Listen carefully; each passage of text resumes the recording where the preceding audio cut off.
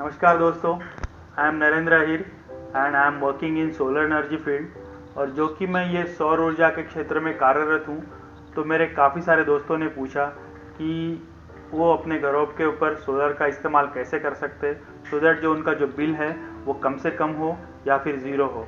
तो इस वीडियो के माध्यम से मैं ये जानकारी शेयर करने जा रहा हूँ कि आप सोलर एनर्जी का इस्तेमाल कैसे कर सकते हैं, सोलर पैनल क्या होता है, सोलर पैनल के लिए क्या सब्सिडी है, सोलर पैनल लगाने के लिए क्या गवर्नमेंट की क्या स्कीम्स है, सोलर पैनल लगाने के लिए कितनी जगह लगती है। और इस वीडियो का इस्तेमाल से आप अपने घरों के ऊपर, आपके शॉप्स के ऊपर, आपके सोसाइटीज़ में, आपके अपार्टमेंट्स में, आपके ग्राम पंचायत में, आपके खेतों में, सब जगह आप सोलर कैसे लगा सकते हैं और सोलर का इस्तेमाल करके आपका जो बिल है वो कैसे कम से कम किया जा सकता है। और सबसे इम्पॉर्टेंट चीज़ ये है कि मैं इस वीडियो के माध्यम से आपके इलेक्ट्रिसिटी जो बिल आ रहा है, आपके MSEDCL का या भी जो भी लोकल डिस्कॉम है, डिस्ट्रीब्यूशन कंपनी है, उसका जो बिल आने वाला है उसको देखते हुए आपको कितने सोलर पैनल आपके घरों के ऊपर लगाने चाहिए, उसकी क्या कॉस्ट होगी और क्या सब्सिडी होगी, ये सारी इन्फॉर्मेशन ये इस वीडियो के जरिए मैं आपके साथ शेयर करने वाला हूँ। तो चलिए let's begin this solar journey. सबसे पहले तो हम देखेंगे कि ये अगर महाराष्ट्र की बात किया जाए तो मेरे पास एक महाराष्ट्र MSEDCL का एक बिल है। इसके तहत आप देख सकते हैं कि अगर आपका कंजम्पशन 0 to 100 यूनिट्स है तो आपको उसका पर यूनिट का जो खर्चा आता है वो ₹5.60 आता है। अगर 101 to 300 यूनिट अगर आपका कंजम्पशन है मंथ का, तो आपका जो खर्चा आएगा, पर यूनिट का खर्चा आएगा तो ₹10.25 के आसपास आएगा।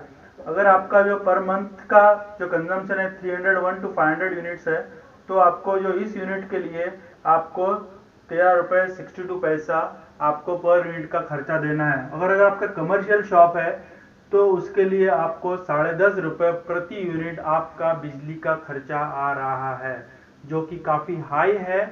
और मैं ये गारंटी दे सकता हूँ कि सोलर प्लांट, सोलर पैनल लगाने से आपका जो एनर्जी का चार्जेस है वो मैं ज़ीरो तक ला सकता हूँ। तो सोलर सिस्टम में, सोलर प्लांट में सबसे इम्पोर्टेंट दो प्लांट कंपोनेंट्स होते हैं। एक तो है सोलर पैनल और दूसरा है सोलर इन्वर्टर।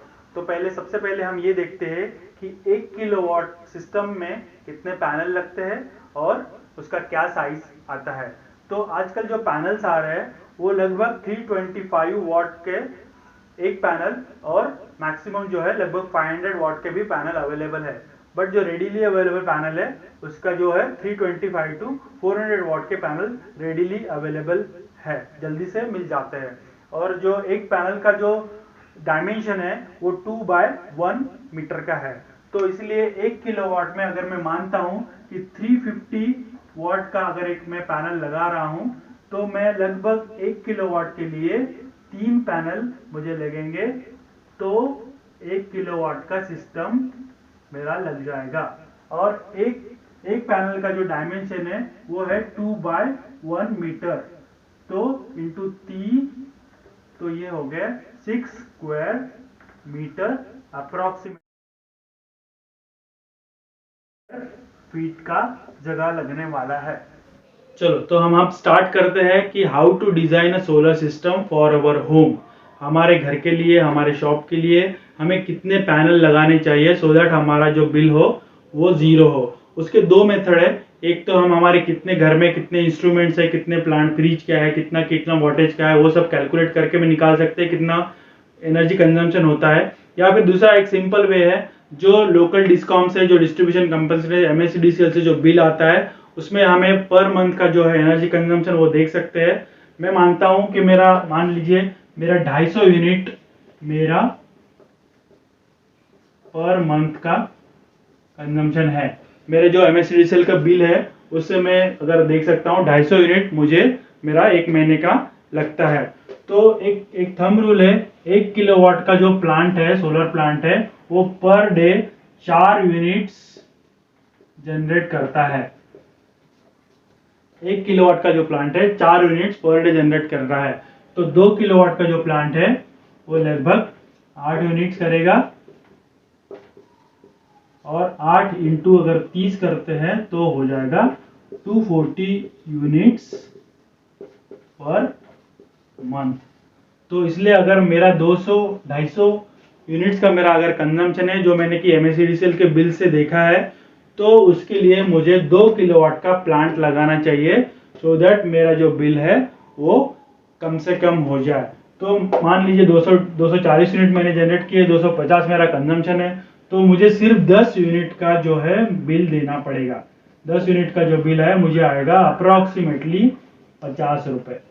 तो अगर मेरा 250 यूनिट का अगर मेरा कंजम्पशन है, तो मैं 2 किलोवाट के प्लांट के साथ 240 यूनिट में सोलर से जनरेट कर सकता हूं। तो मुझे सिर्फ MSEDCL को बिल देना पड़ेगा 10 यूनिट्स का, तो लगभग जो है 50 रुपए है।